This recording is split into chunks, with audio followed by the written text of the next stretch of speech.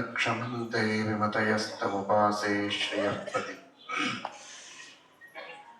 मयि स्थितो मतङ्गेषु स्वतन्त्रो व्याप्तवान् हरिः स विष्णुश्चास्वतन्त्रं मां स्वेच्छया वर्तयत्यजः स्वात्मनस्तस्य पूजा स्युः मनोवाक्कायवृत्तयः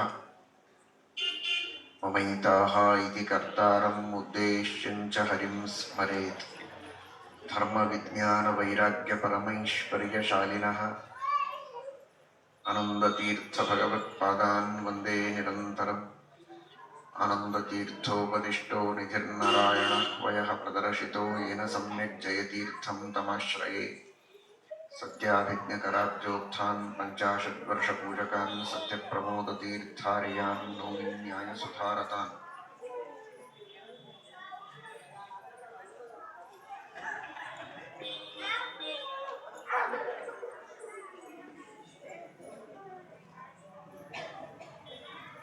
ಹನುಮಂತ ದೇವರ ಸನ್ನಿಧಾನ ದೀಪೋತ್ಸವದ ಲಕ್ಷ ದೀಪೋತ್ಸವದ ಕಾರ್ಯಕ್ರಮ. ಹನುಮಂತ ದೇವರ ಬಗ್ಗೆ ಚೆನ್ನಾಗಿ ತಿಳಿಯಬೇಕು. ಎಲ್ಲರೂ ತಿಳಿದವರು, ಎಲ್ಲರಿಗೂ ಹನುಮಂತ ದೇವರಲ್ಲಿ ಭಕ್ತಿ ಇದೆ. ಆದರೂ ಎಷ್ಟು ತಿಳಿದರೂ ಸಾಲದು. ಮತ್ತಷ್ಟು ಹನುಮಂತ ದೇವರ ಮಹಿಮೆಯನ್ನು ತಿಳಿದು ಅವರಲ್ಲಿ ಭಕ್ತಿಯನ್ನು ಮಾಡಿ ಭಕ್ತಿಪೂರ್ವಕವಾಗಿ ಸ್ಮರಣೆಯನ್ನು ಮಾಡಬೇಕು.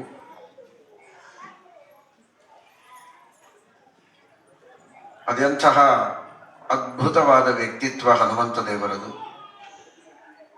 ಅವರ ವೈರಾಗ್ಯ, ಬ್ರಹ್ಮಚರ್ಯ, ಶ್ರೀರಾಮಚಂದ್ರನಲ್ಲಿರುವ ಭಕ್ತಿ, ಭಕ್ತರ ಮೇಲಿರುವಂತಹ ದಯೆ, ಇವುಗಳೆಲ್ಲವೂ ಅದ್ಭುತವಾದದ್ದು.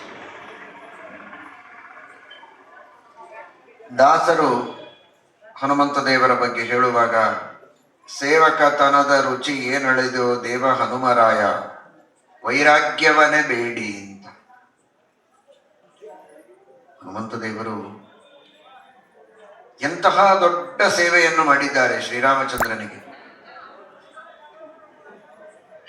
ಶ್ರೀರಾಮಚಂದ್ರನಿಗೆ ಹನುಮಂತ ದೇವರ ಮೇಲೆ ಇರುವಷ್ಟು ಪ್ರೀತಿ ಸೀತಾದೇವಿಯ ನಂತರ ಇನ್ಯಾರ ಮೇಲೂ ಇಲ್ಲ. ಅಂತಹ ಪ್ರೀತಿ ನಾರಾಯಣ ಪಂಡಿತಾಚಾರ್ಯರು ಸುಮಧ್ವ ವಿಜಯದಲ್ಲಿ ವರ್ಣನೆ ಮಾಡ್ತಾರೆ.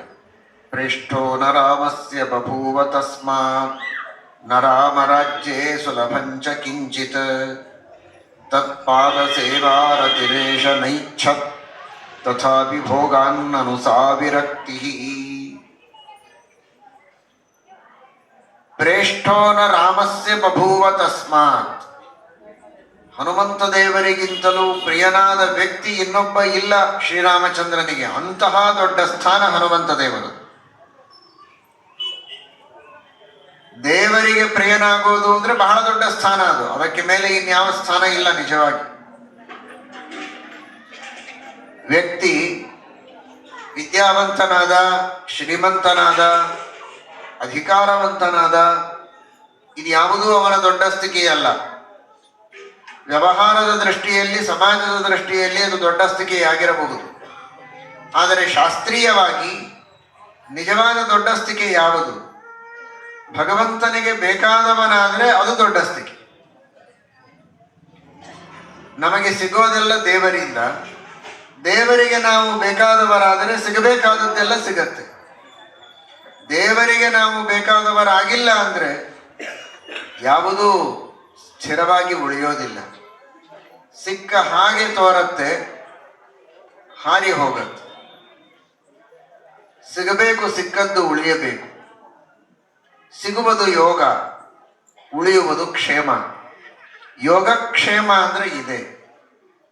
ಯೋಗ ಆಗಬಹುದು ಅಲ್ಪ ಸ್ವಲ್ಪ ಪುಣ್ಯದಿಂದ, ಆದರೆ ಕ್ಷೇಮ ಆಗಬೇಕು. ಬಂದದ್ದು ಸ್ಥಿರವಾಗಿ ಉಳಿಯಬೇಕು, ಶಾಶ್ವತವಾಗಿ ಉಳಿಯಬೇಕು. ಅಂತಹ ಸುಖ ನಮಗೆ ಸಿಗಬೇಕು ಅಂತಾದರೆ ಅದು ಭಗವಂತನ ಅನುಗ್ರಹದಿಂದ ಮಾತ್ರ ಸಾಧ್ಯ. ಹಾಗಾದರೆ ಅಂತಹ ಸ್ಥಿರವಾದ ಶಾಶ್ವತವಾದ ಸುಖ, ನೆಮ್ಮದಿ, ಶಾಂತಿ ನಮಗೆ ಸಿಗಬೇಕಾದದ್ದು ಭಗವಂತನ ಅನುಗ್ರಹದಿಂದ. ಅಂದರೆ ಭಗವಂತನ ಅನುಗ್ರಹವೇ ನಿಜವಾದ ನಮ್ಮ ಗುರಿಯಾಗಿರಬೇಕು. ಅದೇ ನಿಜವಾದ ನಮ್ಮ ದೊಡ್ಡಸ್ತಿಕೆ ಅಂತ ಭಾವಿಸಬೇಕು.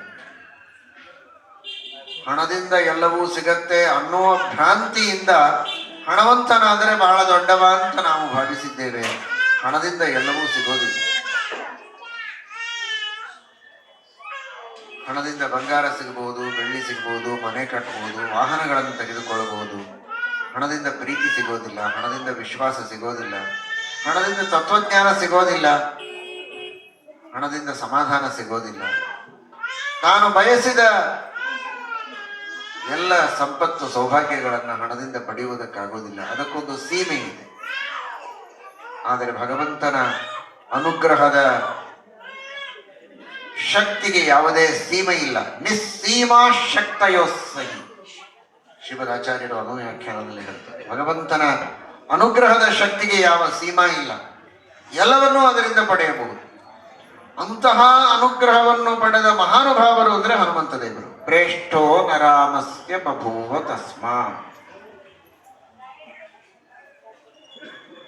ಪ್ರೇಷ್ಠ ಅಂದ್ರೆ ಬಹಳ ಪ್ರೀತಿ ಯಾರ ಮೇಲಿದೆ ಅವನಿಗೆ ಪ್ರೇಷ್ಠ, ಪ್ರಿಯ, ಪ್ರೇಷ್ಠ ಅಂತ. ಪ್ರಿಯ ಅಂದ್ರೆ ಸಾಮಾನ್ಯ ಪ್ರೀತಿ ಇದ್ದಂತಹ ವ್ಯಕ್ತಿಯನ್ನು ಪ್ರಿಯ ಅಂತ ಕರೆಯುವುದು. ಯಾರ ಮೇಲೆ ಬಹಳ ಪ್ರೀತಿ ಇದೆ ಅವನು ಪ್ರೇಷ್ಠ. ಹನುಮಂತ ದೇವರ ಮೇಲೆ ಶ್ರೀರಾಮಚಂದ್ರನಿಗೆ ಅಪಾರವಾದ ಪ್ರೀತಿಯಾದದ್ದರಿಂದ ಅವರು ಪ್ರೇಷ್ಠರು. ಅವರಿಗಿಂತಲೂ ಪ್ರೇಷ್ಠರಾದವರು ಮೋಕ್ಷವನ್ನ ಪಡೆಯಬೇಕಾದ ವ್ಯಕ್ತಿಗಳಲ್ಲಿ ಯಾರೂ ಇಲ್ಲ. ಇಷ್ಟಿದ್ದರೆ ಹನುಮಂತ ದೇವರು ಏನಾದರೂ ಬೇಡಬಹುದಾಗಿತ್ತು. ದಾಸರಂತಾರೆ, ಉದತಿಯ ದಾಟಿ ಸೀತೆಯ ಕಂಡು ಬಂದಾಗ ಮದುವೆಯ ಮಾಡೆನಬಾರದಿದ್ದೆ. ಸಾಮಾನ್ಯವಾಗಿ ಯಾವ ತರಹದ ಸೇವೆಯನ್ನು ಮಾಡಿರ್ತಾರೋ ಆ ತರಹದ ಪ್ರತಿಫಲವನ್ನ ಅಪೇಕ್ಷೆ ಮಾಡುವುದು ಸಹಜ. ನಿಮ್ಮ ಮನೆಗೆ ಒಂದು 100 ಲೀಟರ್ ಹಾಲು ತಂದು ಕೊಟ್ಟಿದ್ದಾನೆ. ಬಹಳ ಸಂತೋಷಪ್ಪ, ಒಳ್ಳೆ ಕೆಲಸ ಮಾಡಿದಿ, ನಮ್ಮ ಮನೆ ಕಾರ್ಯಕ್ರಮಕ್ಕೆ ಎಷ್ಟು ಬೇಕೋ ಅಷ್ಟು ಹಾಲು ಸಮೃದ್ಧಿ ಆಯಿತು, ಬಹಳ ಉಪಕಾರ ಆಯಿತು ನಿಂದು, ಏನ್ ಬೇಕು ನಿನಗೆ? ನನ್ನ ಮನೆಗೆ 1-2 ಲೀಟರ್ ಹಾಲು ಕೊಟ್ರಿ, ತಗೊಂಡು ಹೋಗ್ತೀನಿ ಅಂತ. ನಿಮಗೆ ಹಾಲು ಕೊಟ್ಟಿನಲ್ಲ, ಹಾಲು ಕೊಟ್ಟದ್ದಕ್ಕೆ ನಿಮಗೆ ಬಹಳ ಸಂತೋಷ ಆಗಿದೆ, ನಿಮ್ಮ ಮನೆ ಕಾರ್ಯಕ್ರಮ ಎಲ್ಲ ಚೆನ್ನಾಗಿ ನಡೀತಾ ಇದೆ ಅನ್ನೋದಕ್ಕೆ ನಿಮಗೆ ಖುಷಿ ಆಗಿದ್ದರೆ ನನಗಿಷ್ಟು ಹಾಲು ಅದರೊಳಗೆ ಕೊಟ್ರೆ ಇವತ್ತೊಂದು ದಿವಸದ ನನ್ನ ಮನೆ ಕೆಲಸನೂ ಮುಗಿದು ಹೋಗುತ್ತೆ. ಹಾಲು ಕೊಟ್ಟು ಹಾಲು ಕೇಳುತ್ತಾರೆ, ಮೊಸರು ಕೊಟ್ಟು ಮೊಸರು ಕೇಳುತ್ತಾರೆ, ಇನ್ಯಾವುದೋ ಧಾನ್ಯ ಧನ ಕೊಟ್ಟು ಅದರೊಳಗೆ ಸ್ವಲ್ಪ ನಮಗೂ ಇರಲಿ ಅಂತ ಕೇಳೋ ಹಾಗೆ ಸೀತೆ ದೂರದಲ್ಲಿದ್ದಾಳೆ, ಶ್ರೀರಾಮಚಂದ್ರ ದೂರದಲ್ಲಿದ್ದಾನೆ. ಅವರಿಬ್ಬರ ಸಮಾಗಮ ಆಗುವುದಕ್ಕೆ ಸೀತೆಯ ಚೂಡಾಮಣಿಯನ್ನು ತಂದು ರಾಮದೇವರಿಗೆ ಅರ್ಪಿಸಿದರು. ರಾಮದೇವರ ಅಂಗುಲೀಕವನ್ನು ಸೀತೆಗೆ ಕೊಟ್ಟಿದ್ದರು. ಹಾಗಾದರೆ ಸೀತೆಯ ಗುರುತಾಗಿ ಚೂಡಾಮಣಿಯನ್ನು ತಂದು ಶ್ರೀರಾಮಚಂದ್ರನ ಪಾದಕ್ಕೆ ಅರ್ಪಣೆ ಮಾಡಿದಾಗ ಶ್ರೀರಾಮಚಂದ್ರನಿಗೆ ಆದ ಸಂತೋಷ ಏನು? ನನ್ನ ಮಡದಿಯಾದ ಸೀತೆಯನ್ನ ಕಂಡು ಬಂದ, ಕುರುಹು ಕೊಟ್ಟ. ಹಾಗಾದರೆ ಸಮಾಗಮವಾಗುವುದಕ್ಕೆ ಇನ್ನೇನು ಹೊತ್ತಿಲ್ಲ, ಕೂಡಲೇ ಸಮಾಗಮವಾದೀತು. ಅವರಿಗೆ ವಿಯೋಗವಾಗೇ ಇಲ್ಲ. ನಿಜವಾಗಿ ಯಾವಾಗಲೂ ಜೊತೆಗೆ ಇದ್ದವರು. ನೋಡುವ ಜನರ ದೃಷ್ಟಿಯಲ್ಲಿ ದೂರ ಇದ್ದಂತೆ ಆಗಿತ್ತಲ್ಲ, ಅದೂ ಆಗದಂತೆ ಸಮಾಗಮವಾದದ್ದನ್ನು ಜನ ಕಾಣುವಂತೆ ಆಗತ್ತಲ್ಲ. ಇಂತಹ ಒಂದು ಸೇವೆಯನ್ನು ಮಾಡಿದ್ದಾನೆ ಹನುಮಂತ. ದೂರ ಇರುವ ಪತ್ನಿಯ ಸಮಾಗಮವಾಗುವಂತೆ ಮಾಡಿದ್ದಕ್ಕೆ ಏನು ಬೇಕು ಅಂತ ಕೇಳಿದರೆ ಹಾಲು ಕೊಟ್ಟು ಹಾಲು ಕೇಳಿದಂತೆ ಪತ್ನಿಯ ಸಮಾಗಮ ಮಾಡಿಸಿದ್ದಕ್ಕೆ ನನಗೂ ಪತ್ನಿಯ ಸಮಾಗಮ ಆಗೋ ಹಾಗೆ ಮಾಡು, ಒಂದು ಒಳ್ಳೆಯ ಕನ್ಯೆಯ ಜೊತೆಗೆ ವಿವಾಹ ಆಗುವ ಭಾಗ್ಯವನ್ನ ಕರುಣಿಸು ಅಂದ್ರೆ ಶ್ರೀರಾಮಚಂದ್ರನಿಗೆ ಏನ್ ಕಷ್ಟ ಇತ್ತು. ಕಷ್ಟ ಹುಡುಕ್ಬೇಕಲ್ರಿ. ಮತ್ತೆ ಅಲ್ಲಿ ಇನ್ನೇನಾದರೂ ಹಣ ಕೇಳು, ಬೊಕ್ಕಸದ ತುಂಬಾ ಹಣ ಇದೆ, ಕೊಟ್ಟು ಬಿಡ್ತೇನೆ. ಕನ್ಯಾ ಬೇಕು ಅಂದ್ರೆ ನೀನು ಹುಡುಕಿಕೊಂಡು ಬಾ, ಮದುವೆ ಮಾಡಿಕೊಡ್ಬೋದು. ನನಗೆ ಮದುವೆ ಮಾಡಿಕೊಡು ಅಂದ್ರೆ ನಾನೆಲ್ಲಿ ಕನ್ಯಾ ಹುಡುಕೋದಕ್ಕೆ ಹೋಗ್ಲಿ? ನನ್ನ ಹೆಂಡತಿಯನ್ನು ಹುಡುಕೋದಕ್ಕೇನೆ ಇಷ್ಟು ದಿವಸ ಇಡೀ ಅಡವಿ ಸುತ್ತಿ ಎಲ್ಲ ಆಯ್ತು. ಸಮುದ್ರ ಹಾರಿ ಬಂದು ಸೇತುವೆ ಕಟ್ಟಿ ಲಂಕೆಯಲ್ಲಿ ಹೋಗಿ ಎಲ್ಲ ರಾಕ್ಷಸರನ್ನ ಸಂಹಾರ ಮಾಡಿ ಕರ್ಕೊಂಡು ಬಂದದ್ದಾಯ್ತು. ನಿನ್ನ ಹೆಂಡತಿ ಹುಡುಕೋ ಸಲುವಾಗಿ ಮತ್ತೆ ಹೊರಡಬೇಕಾ ನಾನು ಅಂತ ಆ ಪರಿಸ್ಥಿತಿ ಇರಲಿಲ್ಲ ರಾಮನಿಗೆ. ಪದದಿ ಪಾಷಾಣವ ಪೆಣ್ಣ ಮಾಡಿದವನಿಗೆ ಏನಾಶ್ಚರ್ಯವೋ, ಕೇವಲ ತನ್ನ ಪಾದಸ್ಪರ್ಶದಿಂದ, ಕೇವಲ ತನ್ನ ದೃಷ್ಟಿಯಿಂದ ಕಲ್ಲನ್ನು ಹೆಣ್ಣು ಮಾಡಿದ ವ್ಯಕ್ತಿ ಶ್ರೀರಾಮಚಂದ್ರ. ಅಂಥವನಿಗೆ ಹೆಣ್ಣನ್ನು ಹುಡುಕೋ ಪ್ರಶ್ನೆ ಏನಿದೆ? ಕುಳಿತಲ್ಲಿಯೇ ಹೆಣ್ಣಿನ ಸೃಷ್ಟಿ ಮಾಡಬಹುದಾಗಿತ್ತು. ಶ್ರೀರಾಮಚಂದ್ರ ಅಹಲ್ಯೆಯನ್ನು ಉದ್ಧಾರ ಮಾಡಿದ, ಕಲ್ಲಾಗಿ ಬಿದ್ದ ಅಹಲ್ಯೆಯನ್ನ ಹೆಣ್ಣು ಮಾಡಿದ. ಶ್ರೀರಾಮಚಂದ್ರನೇ ಶ್ರೀಮನ್ ನಾರಾಯಣನ ರೂಪದಲ್ಲಿ, ನಾರಾಯಣಾವತಾರದಲ್ಲಿ ಇಂದ್ರದೇವರು ಪರೀಕ್ಷೆಗೆ ಅಂತ ಅಪ್ಸರ ಸ್ತ್ರೀಯರನ್ನ ಕಳಿಸಿದರೆ ತನ್ನ ತೊಡೆಯಿಂದಲೇ ಅಪ್ಸರ ಸ್ತ್ರೀಯರನ್ನ ಸೃಷ್ಟಿ ಮಾಡಿದ. ಊರುವಿನಿಂದಲೇ ಸೃಷ್ಟಿ ಮಾಡಿದ್ದಕ್ಕೆ ಅವಳಿಗೆ ಊರ್ವಶಿ ಅಂತ ಹೆಸರು ಬಂತು. ಬಂದ ಅಪ್ಸರ ಸ್ತ್ರೀಯರೆಲ್ಲ ತಲೆ ತಗ್ಗಿಸಿಕೊಂಡು ನಾಚಿಕೊಂಡು ಹೋದರು. ಅವರೆಲ್ಲರ ಸೌಂದರ್ಯವನ್ನು ಮೀರಿಸುವ ಸೌಂದರ್ಯ ಇರುವಂತಹ ಸ್ತ್ರೀಯನ್ನು ತನ್ನ ತೊಡೆಯಿಂದಲೇ ಸೃಷ್ಟಿ ಮಾಡಿಕೊಟ್ಟ. ನೀವೇನು ನನಗೆ ಮೋಹಗೊಳಿಸುವುದಕ್ಕೆ ಬಂದಿದ್ದೀರಿ? ಇದಕ್ಕಿಂತಲೂ ಹೆಚ್ಚಿನ ಸೌಂದರ್ಯ ಇರುವ ಸ್ತ್ರೀಯರನ್ನು ಸೃಷ್ಟಿ ಮಾಡುವ ಶಕ್ತಿ ನನ್ನಲ್ಲಿಯೇ ಇದೆ. ನನಗೇನು ಮೋಹವನ್ನು ಉಂಟು ಮಾಡ್ತೀರಾ? ಯಾವ ಕಾಮದ ಬಾಧೆ ನನಗಿದೆ? ಕಾಮ ಜನಕ ನಾನು, ನನಗ್ಯಾವ ಕಾಮದ ಬಾಧೆ ಇಲ್ಲ. ಬೇಕು ಅಂದ್ರೆ ಸ್ವರ್ಗಲೋಕಕ್ಕೆ ಅಪ್ಸರ ಸ್ತ್ರೀಯರು ಕಡಿಮೆ ಇದ್ರೆ ನಾನೇ ಸೃಷ್ಟಿ ಮಾಡಿಕೊಡ್ತೇನೆ, ತೆಗೆದುಕೊಂಡು ಹೋಗಿ ಅಂತ ಶ್ರೀಮನ್ನಾರಾಯಣ ಹೇಳಿದಾಗ ತಲೆ ತಗ್ಗಿಸಿ ನಾಚಿಕೆಯಿಂದ ಆಚೆಗೆ ಹೋದರು ಅಪ್ಸರ ಸ್ತ್ರೀಯರು. ಇಂತಹ ಸಾಮರ್ಥ್ಯ ಇರುವ ಭಗವಂತನಿಗೆ ಅಲ್ಲಿಂದಲ್ಲೇ ಕುಳಿತಲ್ಲಿಯೇ ನಾನು ಸೃಷ್ಟಿ ಮಾಡಬಹುದಾಗಿತ್ತು ಬೇಕಾದಷ್ಟು ಸ್ತ್ರೀಯರನ್ನು. ಆದರೆ ಹನುಮಂತ ದೇವರು ಕೇಳಿಲ್ಲ. ಮದುವೆ ಮಾಡಿಕೊಡು ಅಂತ ಕೇಳಿಲ್ಲ, ರಾಜ್ಯ ಕೊಡು ಅಂತ ಕೇಳಲಿಲ್ಲ,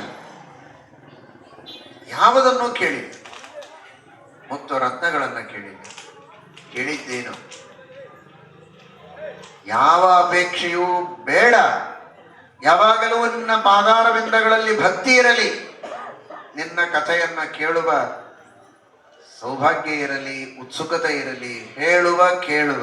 ಯಸ್ತೆ ಕಥಾ ಸೇವಕ ಏವ ಸರ್ವದಾ ಸದಾ ರತಿಸ್ತ್ವಯ್ಯ ಚಲೈಕ ಭಕ್ತಿ ಸಜೀವಮಾನೋ ನ ಪರಃ ಕಥಂಚಿತ ತಜ್ಜೀವನಂ ಮೇ ಸ್ತ್ವಧಿಕಂ ಸಮಸ್ತಾತ್ ಪ್ರವರ್ತತಾಂ ಭಕ್ತಿರಲಂ ಕ್ಷಣೆ ಕ್ಷಣೆ ತ್ವಯೀಶ ಮೇ ಕ್ರಾಸ ವಿವರ್ಜಿತಾ ಸದಾ ಅನುಗ್ರಹಸ್ತೆ ಮಯಿ ಚೈವಮೇವ ನಿರೂಪಧೌ ತೌ ಮಮ ಸರ್ವಕಾಮ. ಹನುಮಂತ ದೇವರು ಶ್ರೀರಾಮಚಂದ್ರನಿಗೆ ಕೇಳಿದ ಎರಡೇ ಪ್ರಾರ್ಥನೆಯನ್ನ ಅವರು ಮಾಡಿದ್ದು. ಒಂದು ಭಗವಂತನ ಕಥೆಯಲ್ಲಿ ಆಸಕ್ತಿ, ಇನ್ನೊಂದು ಭಗವಂತನ ಪಾದಗಳಲ್ಲಿ ಭಕ್ತಿ. ಇದೆರಡು ಬಿಟ್ಟು ನನಗಿನ್ನೇನು ಬೇಡ ಅಂತ ಕೇಳ್ತಾರೆ. ಯಾವುದು ಬೇಡ? ಹನುಮಂತ ದೇವರು ಅಂದ್ರೆ ವಾಯುದೇವರು. ವಾಯುದೇವರು ಅಂದ್ರೆ ನಮಗೆಲ್ಲ ಜೀವನವನ್ನ ಕೊಡುವ ದೇವರು, ಜೀವನಪ್ರದರಾದ ದೇವರು, ಜೀವನವನ್ನ ಕೊಡುವಂತಹ ದೇವತೆ. ಜೀವನ ಅಂದ್ರೆ ಏನು ಅಂತ ಚೆನ್ನಾಗಿ ತಿಳಿದಿರಬಹುದಲ್ವಾ? ಬೇರೆ ಯಾರು ತಿಳಿಯೋದಕ್ಕೆ ಸಾಧ್ಯ? ಸಾಮಾನ್ಯವಾಗಿ ಪ್ರಸಿದ್ಧಿ ಇರೋದು ವಾಯುದೇವರು ಮಾಡಿಸುವ ಕೆಲಸ ಒಂದಲ್ಲ ಎರಡಲ್ಲ, 100, 1000, ಅನಂತ. ಆದರೆ ಪ್ರಸಿದ್ಧಿ ಇರೋದು ಶ್ವಾಸೋಚ್ಛ್ವಾಸವನ್ನ ಮಾಡಿಸುವವರು ವಾಯುದೇವರು ಅಂತ. ವಾಯುದೇವರ ಕೆಲಸ ಏನು ಅಂದ್ರೆ ನಮ್ಮೆಲ್ಲರಿಗೆ ಬದುಕು ಕೊಡುವ ದೇವ. ಬದುಕು ಯಾವುದು? ಶ್ವಾಸೋಚ್ಛ್ವಾಸಗಳು, ಉಸಿರಾಟ. ಉಸಿರಾಟವೇ ಬದುಕು. ಉಸಿರಾಟದ ದೇವ ವಾಯುದೇವ, ಅವರೇ ಹನುಮಂತ ದೇವರು ಅನ್ನುವುದು ನಮ್ಮೆಲ್ಲರ ತಿಳುವಳಿಕೆಗೆ ಬಂದ ವಿಷಯ, ಹೊಸ ವಿಷಯ ಅಲ್ಲ. ಪ್ರಾಯ ಎಲ್ಲರಿಗೂ ಗೊತ್ತು. ಉಸಿರಾಟದ ದೇವರು ವಾಯುದೇವರು. ಸಾಮಾನ್ಯವಾಗಿ ಅದು ಚೆನ್ನಾಗಿರತ್ತೋ ಇರೋದಿಲ್ವೋ, ತಮ್ಮ ತಮ್ಮ ಕಂಪನಿಯ ಪ್ರಾಡಕ್ಟ್ ಏನಿದೆ ಅದು ಬಹಳ ಚೆನ್ನಾಗಿದೆ ಅಂತೇನೆ ಎಲ್ಲರೂ ವರ್ಣನೆ ಮಾಡ್ತಾರೆ. ಅದು ಹೇಗೋ ಇರಲಿ, ಆದರೆ ಇದು ಸರಿ ಇಲ್ಲ ಅಂತ ಯಾರು ಅಡ್ವರ್ಟೈಸ್ಮೆಂಟ್ ಮಾಡೋದಿಲ್ಲ. ಬಹಳಷ್ಟು ದುಡ್ಡು ಖರ್ಚು ಮಾಡಿ ಅಡ್ವರ್ಟೈಸ್ಮೆಂಟ್ ಮಾಡಿ ಏನು ಹೇಳೋದು ಅಂದರೆ, ನಮ್ಮ ಕಂಪನಿಯಿಂದ ನಾವು ಯಾವುದನ್ನ ಮ್ಯಾನುಫ್ಯಾಕ್ಚರ್ ಮಾಡ್ತಾ ಇದ್ದೇವೆ, ಇದು ಸರಿಯಾಗಿಲ್ಲ, ಇದನ್ನು ಯಾರೂ ತೆಗೆದುಕೊಳ್ಳಬೇಡಿ ಅಂತ ಹೇಳೋದಕ್ಕೆ ಯಾರಾದರೂ ಅಡ್ವರ್ಟೈಸ್ಮೆಂಟ್ ಇರ್ತದ? ಇಲ್ಲಿ ನೋಡಿ ಎಷ್ಟು ವಿಚಿತ್ರವಾಗಿದೆ. ಉಸಿರಾಟದ ಫ್ಯಾಕ್ಟ್ರಿಯ ಓನರೇ ಹನುಮಂತ ದೇವರು, ಅವರದೇ ಅದು ಫ್ಯಾಕ್ಟ್ರಿ. ಇಡೀ ಪ್ರಪಂಚದೊಳಗಿನ ಎಲ್ಲ ಜೀವರಾಶಿಗಳು ಉಸಿರಾಟ ಮಾಡುವುದು ಹನುಮಂತ ದೇವರಿಂದ. ಅದರ ಪ್ರೇರಕರು ಅವರೇ, ಅದರ ಓನರು ಅವರೇ, ಅವರೇ MD, ಅವರೇ ಓನರು, ಎಲ್ಲ ಅವರೇ. ಅಂತಹ ಉಸಿರಾಟದ ದೇವತೆಯಾಗಿ ವಾಯುದೇವರು ಹೇಳ್ತಾರೆ, ಈ ಉಸಿರಾಟವೇ ಜೀವನ ಅಂತ ಅನ್ಕೋಬೇಡಿ, ಇದ್ರೊಳಗೇನು ಅರ್ಥ ಇಲ್ಲ ಅಂತ. ಅಲ್ರಿ, ನಿಮ್ದೇ ಅದು ಕೆಲಸ. ಹೌದು, ನಮ್ದೇ. ಅದಕ್ಕೆ ನಾನು ಹೇಳ್ತಾ ಇದ್ದೀನಿ, ಅನಂತ ಜೀವರಾಶಿಗಳಿಂದ ಉಸಿರಾಟ ಮಾಡಿಸುವ ದೇವತೆ ನಾನೇ ಹೇಳ್ತೇನೆ, ಉಸಿರಾಟವೇ ಜೀವನ ಅಂತ ತಿಳಿಯಬೇಡಿ, ಇದು ನಿಜವಾದ ಜೀವನ ಅಲ್ಲ. ಎಂತಹ ಅದ್ಭುತವಾದ ಹನುಮಂತ ದೇವರ ಬೇರೆ ಬೇರೆ ವೈರಾಗ್ಯ ಒಂದು ಕಡೆಗಿರ್ಲಿ. ಇದೆಂಥ ವೈರಾಗ್ಯ ನೋಡಿ, ತಮ್ಮದೇ ಕೆಲಸವನ್ನ ತಾವೇ ಬೈತಾ ಇದ್ದಾರೆ, ಇದು ಅಲ್ವೇ ಅಲ್ಲ ಜೀವನ ಅಂತ. ಅಲ್ಲ, ಮತ್ತೆ ನೀವೇ ಮಾಡಿಸೋದು? ಹೌದಾ, ನಾನು ಮಾಡಿಸೋದೆ. ಆದರೆ ನಾನು ಮಾಡಿಸೋದು ಮತ್ತೊಂದಿದೆ, ಅದು ನಿಜವಾದಂತಹ ಜೀವನ. ಅದು ಯಾವುದು ಅಂದ್ರೆ, ಯಸ್ತೆ ಕಥಾ ಸೇವಕೇವ ಸರ್ವದ. ಉಸಿರಾಟ ಜೀವನ ಅಲ್ಲ, ಆಧ್ಯಾತ್ಮಿಕವಾದ ಜೀವನವೇ ನಿಜವಾದ ಜೀವನ. ಏನದು ಆಧ್ಯಾತ್ಮಿಕ ಜೀವನ ಅಂದ್ರೆ?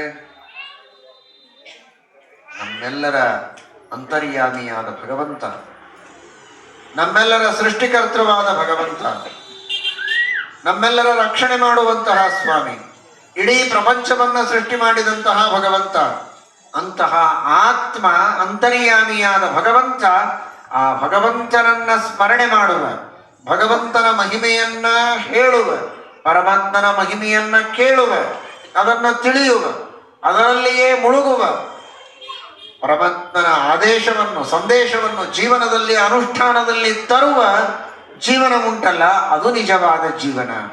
ಉಸಿರಾಟ ಇದು ನಿಜವಾದ ಜೀವನವಲ್ಲ ಅಂತ ಹೇಳಿದ ಮಹಾನುಭಾವರು ಹನುಮಂತ ದೇವರು. ಹನುಮಂತ ದೇವರ ಸೇವೆಯನ್ನ ಮಾಡುವಂತಹ ನಾವು ನೀವೆಲ್ಲ ಹನುಮಂತ ದೇವರ ಈ ಸಂದೇಶವನ್ನು ತಿಳಿಯದೆ ಅವರ ಸೇವೆಯನ್ನು ಮಾಡಿ ಪ್ರಯೋಜನವಿಲ್ಲ.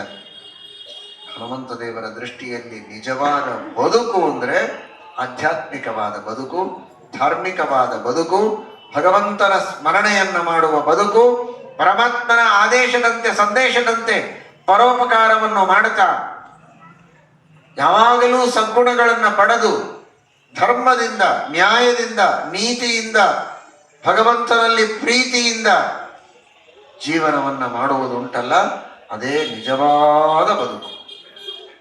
ಅಂತಹ ಬಾಳನ್ನು ಬದುಕಿ ಅಂತ ಹೇಳಿದ ಮಹಾನುಭಾವರು ಹನುಮಂತ ದೇವರು. ಅವರು ಅನಾದಿ ಕಾಲದಿಂದ ಹೀಗೆ ಇದ್ದಾರೆ.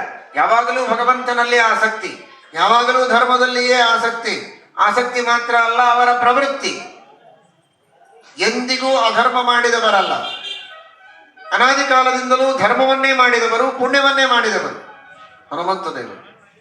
ಇಷ್ಟಿದ್ದು ಅವರು ಕೇಳುತ್ತಾರೆ, ನಾನು ಯಾವಾಗಲೂ ನಿನ್ನ ಕಥೆಯನ್ನೇ ಕೇಳುವಂತಾಗಲಿ ಅಂತ. ಇದರ ಅರ್ಥ, ಈಗ ಮಾಡಿದ್ದು ಅವರಿಗೆ ಸಾಕಾಗಿಲ್ಲ, ಇನ್ನೂ ಮಾಡಬೇಕು, ಇನ್ನೂ ವಿಶೇಷವಾಗಿ ಭಗವಂತನ ಕಥೆಯಲ್ಲಿ ನಾನು ಆಸಕ್ತನಾಗಬೇಕು ಅಂತ ಹನುಮಂತ ದೇವರು ಕೇಳ್ತಾರೆ. ಇನ್ನಷ್ಟು ನಾನು ಕಥೋಪದೇಶವನ್ನ ಮಾಡಬೇಕು ಅಂತ.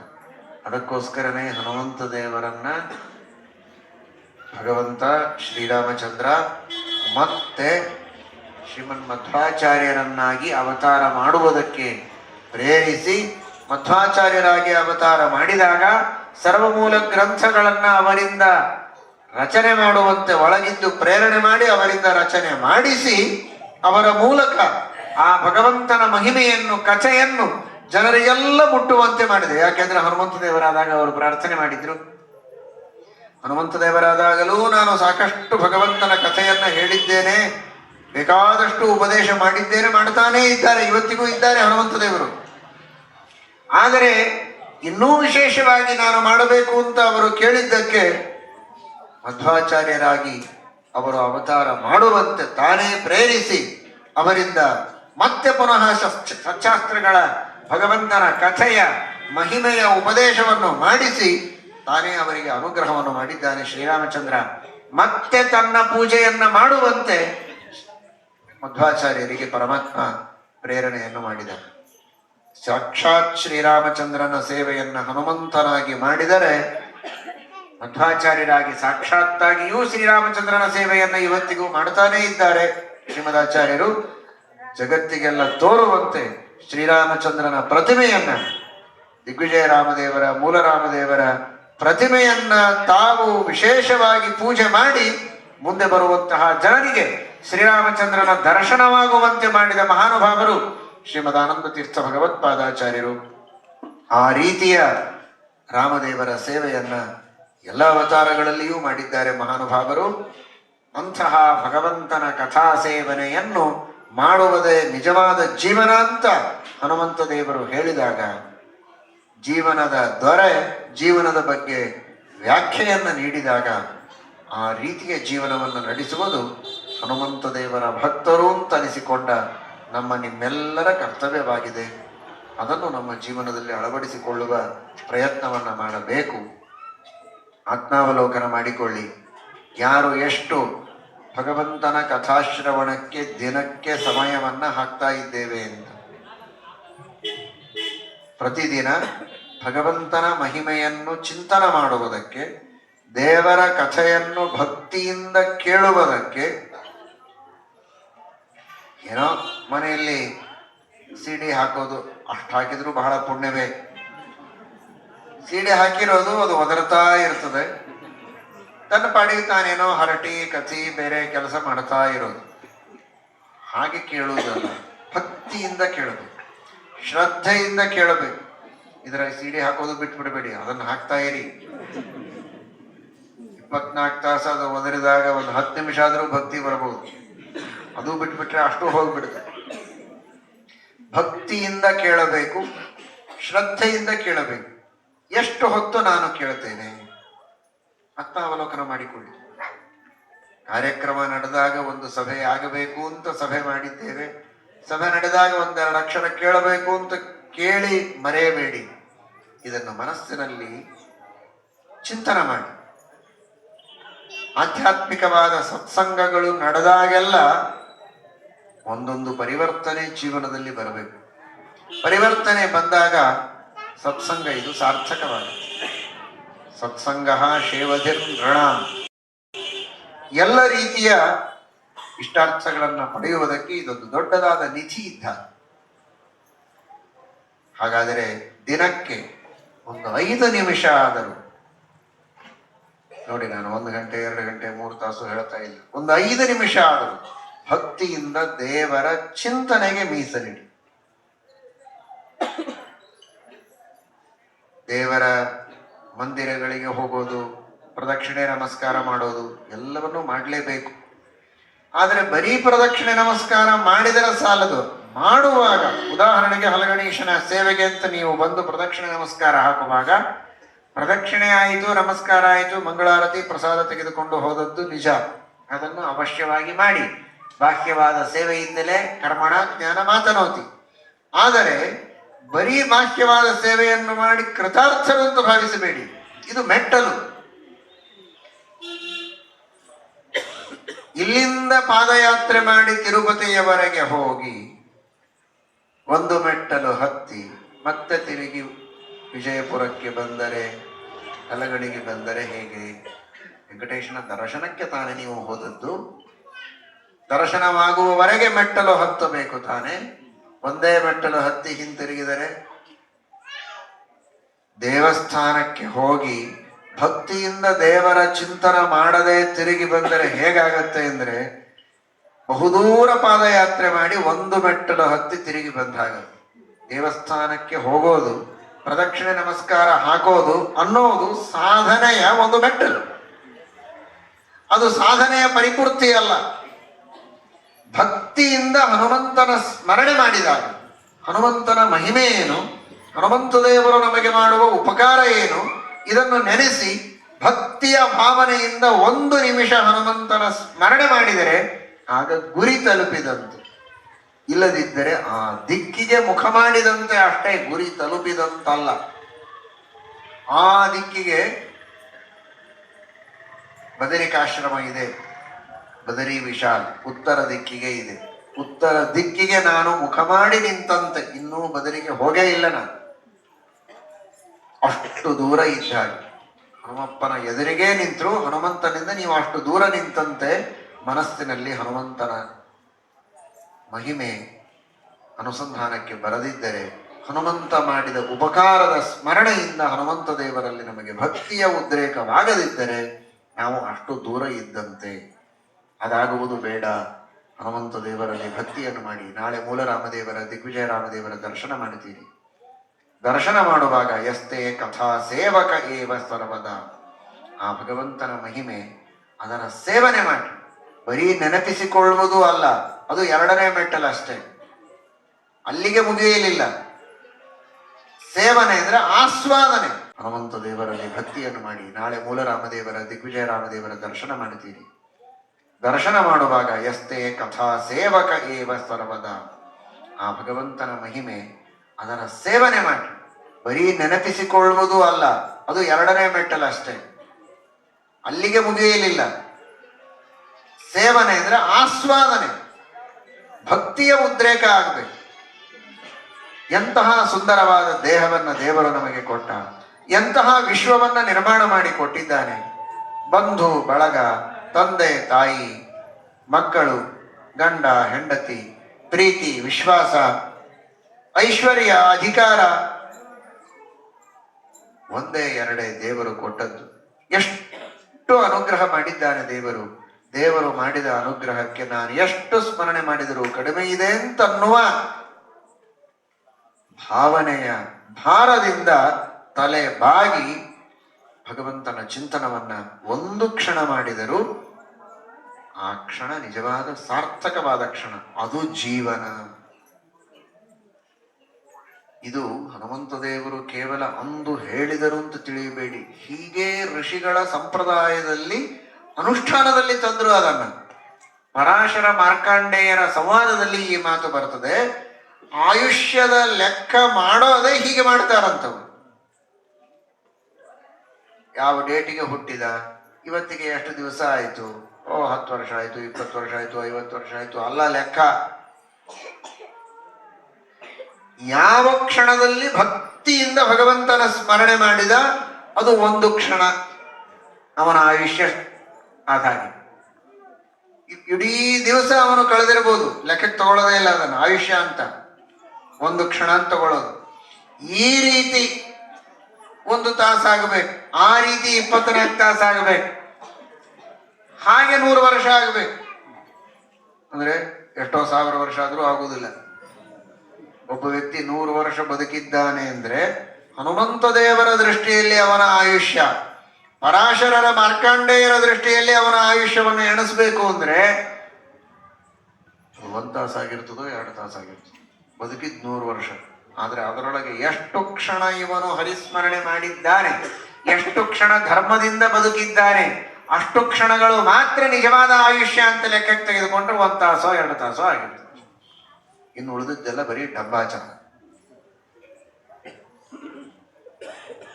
ಅದಾಗಬಾರದು. ಅದಕ್ಕೆ ನಾವು ಹನುಮಂತ ದೇವರಿಗೆ ಗಟ್ಟಿಯಾಗಿ ಪಾದಕ್ಕೆ ಬಿದ್ದು ಬೇಡಿಕೊಳ್ಳುವುದೇನು ಅಂದ್ರೆ, ನೀವು ಹೇಳಿದ ಜೀವನ ಏನುಂಟೋ ಆ ಜೀವನ ನಡೆಸುವ ಭಾಗ್ಯ ನಮಗೆ ಕೊಡಿ. ಲಕ್ಷ ದೀಪೋತ್ಸವವನ್ನು ಮಾಡಿ ಹನುಮಂತ ದೇವರಿಗೆ ಬೇಡಿಕೊಳ್ಳುವುದು ಒಂದೇ. ಹನುಮಪ್ಪ, ನಮ್ಮ ಕಡೆಗೆ ಸ್ವಲ್ಪ ಲಕ್ಷ್ಯ ಕೊಡು. ನಮ್ಮ ಜೀವನದಲ್ಲಿ ನೀವು ಹೇಳಿದ ರೀತಿಯ ಜೀವನ ನಡೆಸುವುದಕ್ಕಾದರೆ ಅದು ದೀಪೋತ್ಸವವಾದಂತೆ. ಆ ತರಹದ ದೀಪೋತ್ಸವ ನಮ್ಮ ಜೀವನದಲ್ಲಿ ನಡೆಯಬೇಕು ಅಂದ್ರೆ ನೀವು ನಮ್ಮ ಮೇಲೆ ಲಕ್ಷ್ಯ ಹಾಕಬೇಕು. ಇವನು ನನ್ನ ಭಕ್ತ, ಇವನನ್ನು ಉದ್ಧಾರ ಮಾಡಬೇಕು ಅಂತ ನಿಮ್ಮ ಮನಸ್ಸಿನಲ್ಲಿ ಬಂದು ಹೋದರೆ ಸಾಕು, ನಮ್ಮ ಉದ್ಧಾರವಾಗುತ್ತೆ.